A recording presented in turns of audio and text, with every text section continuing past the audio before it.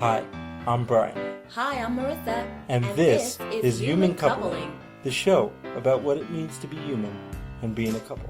So whether you're married, divorced, dating, or don't know where you land, we're here to help. Hey everyone, this is Merisa. Welcome to another episode. How are you, Brian? Hey there, how you doing? How's everybody out there in podcast land? I think everyone is doing fantabulous this week. I know I had a great week. Did you? Yeah, it's been a relatively good week, a very uneventful week as far as weather's concerned, which is really nice for a And we change. love that here in Denver because we have had some freakiness going on with the weather. Okay. Yeah, and that's happened across the country, so we're not the only ones. Yes, so we hope you are all out there safe, sound, and cozy. So tonight, Brian, we are going to do the final installment of Dating in the Digital World. Dun, dun, dun. We're silly, we know. It's okay. I know. All right, tonight's episode, we will be discussing saying I love you. Those are some very powerful words, aren't Those they? are very powerful words. They can also be overly used and misused, I feel. I'd agree. There are some people that I know that almost have a heart attack when they feel the very mention of those three words are going to come about. It's like, it's coming. She's looking at me. Holy crap. Okay, I don't know what to do now. Well, that's how people, I feel like sometimes that's how people take when someone says I love you to them. It's supposed to be the most beautiful moment in my eyes. It's supposed to be like the moment when you know you're clear about, I have good intentions with this person, I get along with this person, and obviously I want to be with this person, so making a declaration of love should be a great thing, right? You would think that theoretically, but I think there's so much pressure put on us by societal norms and societal expectations. Mostly, Exactly. may I say, and unfortunately because we're sort of part of it, by the mass media culture. Of course, You know? of course. There are like unspoken, unwritten rules that are out there that we all try to follow the best way we can, but with the digital world, I don't know if we have those rules yet, and I don't know how people tend to come about that I have situation no idea now. what the rules are in this new digital world. No, but I think it's expect- wonderful. Yeah, it definitely is. I think it's wonderful. The expectations that are out there come from many a sitcom that are out there for Oh my 30, God. 40, 50 years Okay, now. I could see that every single episode of Three's Company when he meets the girl for the week of the episode of the show and she is already his girlfriend. How could you be I know. someone's girlfriend I in a don't week? get that. I don't get that at all. I don't And have any expectations like translate that. How about into you? any number of shows. And Exactly. I don't really get it. They make some weird thing out of, okay, it's been 2 weeks. We're dating. You are now my boyfriend. No, I would not call you my boyfriend. No. Are we really dating after 2 weeks? No, okay. In this situation, since it's the digital world we're speaking about now, the setup would be you would talk for a while, right? You'd get to know each other, and then you'd set up a time to meet each other and see how you act in person with this other individual. So, okay, how long during that stage will it take for you to get to a point where you feel, is this my boyfriend? I don't even know that answer because I think that's a personal thing and a cultural thing. Okay. I think some people move faster than others. I think think a lot so, of people yes. move faster than others, and there are a lot of factors that come into play there. There's the cultural, as I just said. There's also the age factor. Folks who are a little bit older, maybe in their 30s, 40s, 50s, or at this point 60s or 70s, have a different version of what they would consider a reasonable amount of time between making different steps. Okay, that's true because nowadays, yes, there are sites out there that are happily, wonderfully catering to people of various ages, various religions, various sexual orientation, wants and needs. So this is a wonderful thing. So yes, we can have that discussion. I feel that more inclusion, the better. Don't you just love that? Oh yeah, it's an inclusive world nowadays, or it's getting there. Which I'm liking it.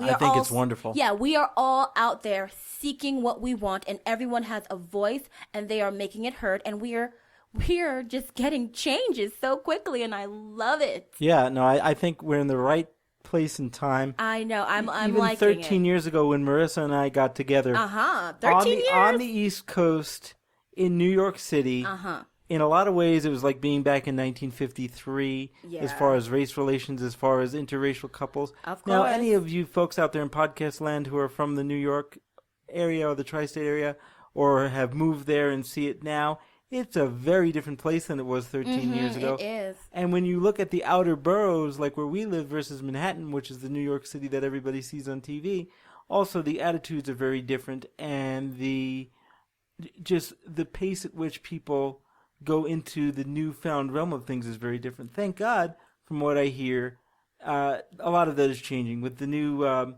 Supreme Court ruling and all the different things that have gone on over the last couple of years. A lot of people are coming out of their shell. Even if they don't agree with something, they're willing to tolerate it and accept it as this is the new rule of the land. So that's wonderful. I think that's wonderful too, and I love that. But yes, we met online. We had our time together. We pulled it from offline into the real world. I would say, 6-7 months into the relationship, we got like in a serious kind of realm, right? Well, I think we got serious kind of quick in some ways. But it wasn't because we were looking for this overarching serious thing where there was a time clock ticking. It was kind of half and half, I think we had. We had some parts where we're exclusive with each other because I know I wasn't dating anybody and I was exclusive with him. But in other ways, I didn't consider myself his girlfriend because I don't want to put those labels on our relationship yet. Right, and there was a definite cross-cultural thing there, too. Yes. I'm American, and I grew up in New York City, and I have my own things, and although Marissa spent the majority of her life I'm still in New West York, Indian, and we do things completely differently, yeah. Right, so things are completely different, so the cultural expectations in the dance, as it were, the couple's dance looked very different. I would say so. We did make it work, though. I mean, we did have periods where we started introducing friends to each other and family and things like that. But that was slow. Yeah, I think we were very comfortable with one another rather quickly. For us, I don't mean to sound cliche or pull out anything from cinema or television or anything like that, but it was almost like, when we met each other, the bells went off. I know I had said in one of our first episodes that after I had dropped Marissa off on our first date, I said, there's a good chance I may marry this girl, and I just dismissed it because it's crazy. Yes, but it is. That's exactly what actually occurred. So it's kind of one of those things, Yeah, well, everyone has their own levels of moving. You want to move up to the 10th floor before you make it through that 1 through 9. No, let us slow it down and calm it down. When you come offline, you need to take the time to see if this person is worth your time. He's cute, yes, because if he didn't look good in that picture that he put out there on the internet, you wouldn't have clicked on him in the first place. If I didn't look cute in my outfit and kind of like a lady without, too much showing and too much being revealed. Right. You wouldn't have clicked on me. So in person, I feel it's time to get real with it, right? Yeah. It's time to get real with it in person. We need to see who we really are. You need to know if, maybe I curse a lot because I know I curse like a sailor once in a while, But that's okay because I'm the same way about that type of stuff. Yeah, because I'm not going to type me cursing every minute when I'm talking to you online. But then when I meet you in person, since I am not typing, I am going to speak the way I normally do. So yes, there will be some very, very naughty words in there. And that's true. And the one thing that I notice about the words "I love you" is those are 3 little words, but they carry a lot of weight behind them. Well, yeah, because there's expectations after he says the words "I love you." Exactly. That's the problem. What do you do when you say it? I mean, you can't just say it and then move on to the next subject. It has a lot of underlying connotations to it, doesn't it? It certainly does. I can't stand it sometimes. And I think that people they say it without knowing what love means. And the thing that people have to realize, too, is love changes. What love looks like when you're first starting out and you're all puppy dog tails, unicorns, and rainbows. Okay. It's like, oh, my God, all I want to do is have sex with this person and rip their clothes off. And then I want to spend all my time with them and cuddle with them on the couch. Honeymoon. We could stay here till we're 90 holding hands and watching Titanic over and over and over again. On love, Brian. And then you get more into the relationship and say, you know what? That's bullshit. It is because it's complete I'm tired. Bullshit. I don't want to do this week. I don't feel like putting on my makeup.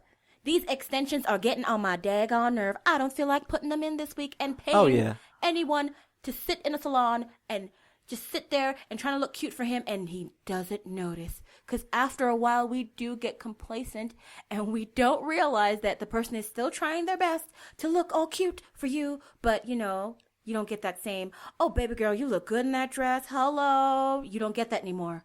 And you're like, well, why is he not paying attention to me? So then you start freaking out because you said, I love you. And now he's all lazy after a couple of weeks. But, that doesn't... No. That doesn't mean that the person doesn't love you. Exactly. That doesn't mean because he's not or she's not showering you with gifts and serenading you in the moonlight underneath the tree. I hope not. Yeah, because, you get a shoe thrown at your head. Yeah, that's all I'm saying. In my neighborhood, you're going to get a rock thrown at your head, so you better stop. But, that doesn't mean that the person doesn't care or doesn't love you. Exactly. And the question is, do you know that person long enough? Exactly. Between, when I say I love you and when you actually love them, because oftentimes, and I've been guilty of this, not necessarily with Marissa, but before Marissa maybe, you say I love you when you really mean I lust you. Mm-hmm. And I'm in lust with you. And that's not good. That's not good. Lust and love, people. We need to make that distinction. That really broad distinction of lust and love, because yes, she's so much fun. She's so crazy. I like the way that the person acts, but then after a while of being with this person, after 6-7 months of the craziness, you're going to get tired of this fool. Okay? Exactly. You're going to get tired of this fool. And no, you saying I love you is not going to change them from being batshit crazy. So please stop trying to do that. All right? They might be great. Come on now. They might be great in bed. Yes. They might be awesome. They might do things that you never even knew were physically possible. Of course. But when they have no money in the bank, they have creditors calling them because their student loans are overdue and their credit cards are maxed out. Of course, we are all living together and only you pay the MF in rent, and you don't want that, do you? You want an equal partnership. Hello. This is what we want when we say I love you. You want to move in the direction of an equal partnership, right, Brian? Correct. It's got to be equal. Of course. And now let me go so far as to say equal does not mean sameness. And I think I had said that before in other broadcasts. There is no sameness in equal, especially in a relationship, because we all take on roles that are a little bit archaic sometimes, that we do get a little offended by if someone says anything. I'm guilty of that. Sometimes I get offended by what people, you're just always in the kitchen, you're always cooking for him, you're always spoiling him. No, I do these things because in this relationship, there is obviously a difference in ability between the two people who are involved in it. Yes, so if you can see the forest for the trees, you'll know I do these things because as much as he wants to, he cannot. Therefore, I take them over. So it's no big deal to me. But and there are other things that I do that she doesn't do, and vice versa, and all that. Because we all do what we can. That's what love means. Love means you do what you can in the relationship to keep everything working in a proper manner. I don't see what's the big deal about that. And love also means not having to keep score and keep tally and say, well, I've brought this much into the relationship, you've brought that much into the relationship, because you're never going to be even square. Yeah, you're never going to be even. You're never going to catch up. There is not going to be anything that's going to come about one day that's going to cancel out what you both have done in the relationship.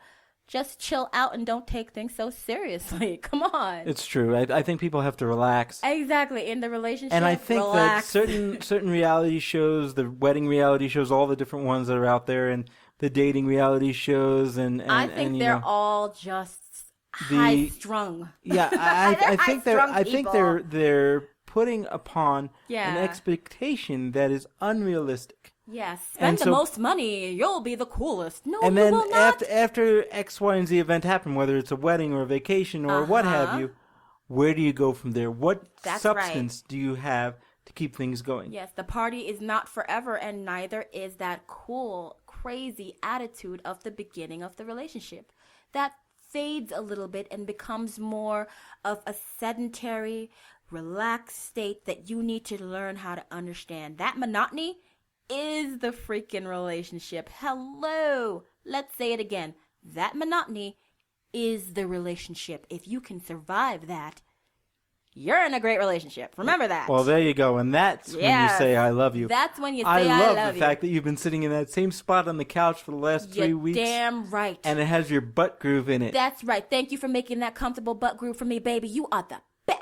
Oh, yeah. That's right. I love you for making sure that when I come home, the air conditioner is on. It's nice and cool in here. I could just take off my stuff and put it in the corner and everything is cool.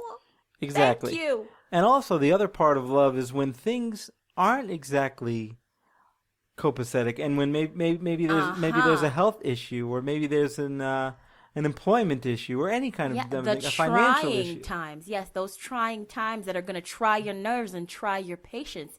Can you make it through that without cracking under the pressure? And you're trying to make it work over and over and over again, when you don't know how to fix what's going on. No, you have no control or no say in the situation. You just have to let that mess play out. You know how that's hard because there's no control factor. You don't have control over this. You're gonna go nuts. Yes. There's no book for this stuff. No, you're just gonna have to see what happens because little things happen in a relationship as you go along. I don't know why it's like that, but something just comes out of the woodworks, doesn't it? It really does. It really does. And for the love of Mike, please, please, don't go to your guy friends or your girlfriends and expect them to be able to give you great advice. Exactly. I mean, you can talk to your friends, you can talk to your family, you can talk to whomever, but at the end of the day, that person is talking from their experience, not from your experience. They don't understand your relationship. Yeah. And I think one of the biggest mistakes that I've seen over and over and over again, both in my personal life and in my professional life, is individuals that go to outside resources to solve their problems. To say, do I love this person? Should I say I love you? Well, how the hell is anybody else supposed to know? You're supposed to know that. And if you don't know, guess what? It's not time yet. Obviously, because if you need the tribal council, you can't make your own decisions. Hello, it's your relationship, not theirs. And now I'm not talking about cultures where the families are definitely embedded and enmeshed, and that's not what I mean. No. What I mean is when it's obvious that you're going to other people because you can't make up your own mind, you don't know where you stand, that is not a safe place to be in a relationship. I wouldn't think so because, okay, here's the number one question that people can get stuck on. If someone comes to you and they say, hey there, Merisa, so why do you love Brian? Isn't that a crazy question? Yeah, I guess because I think it's a crazy question. And you might say, why? Because how do you explain it? How do you tell what it is? You really can't. Who the hell no? I could not sit here 13 years later and say, I love Brian because X, Y, and Z. I have no idea. I just know that I do. And when you know that you do, there you go. The one thing when I've been asked that question before that I say, and it sounds so cliche, and I'm not going to say it the way they say it in the movie. Okay. But the truth of the matter is, when people say, why do you love Merisa? Why are you with Merisa? Even if they know us and they know we've been together and they can see it, I'll say, honestly, there was a piece of me that's missing because of my life. Because of things that happened to me many, many, many years ago when I was born. There's pieces of me that are missing that'll never come back. And I always had this void, this hole, this emptiness in me, and I didn't know what would fill it. Would it be friends? Would it be food? Would it be drugs? Would it be alcohol? I didn't know what it was.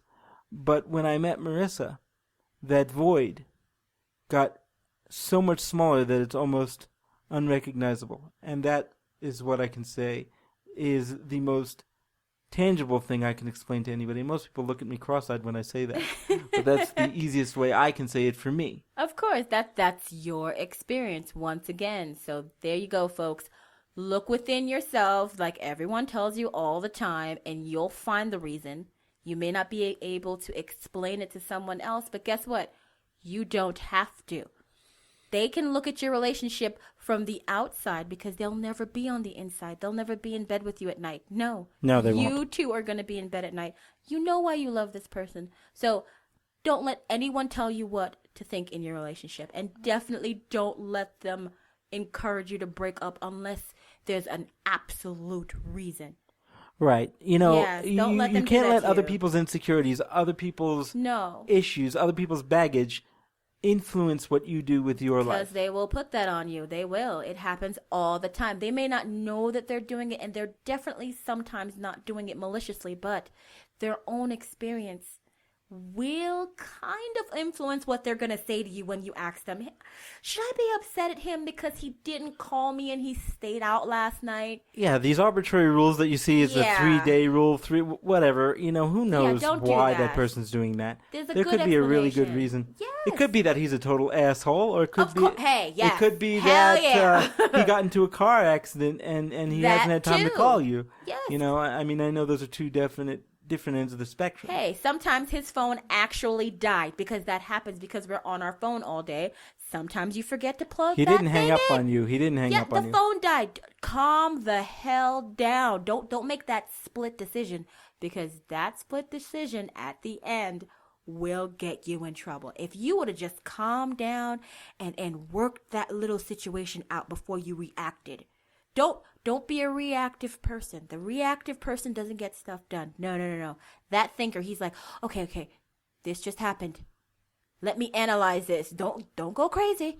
Let me analyze this, okay? Right. I would say don't go crazy. Let's analyze what could have happened here. Come on now. So before you say those 3 lovely, lovely words. Exactly. These are all aspects of your relationship. That you should look into. That you need to look into, not only as a relationship, not only as a couple, but as individuals. Yes. Both yours and the other person's.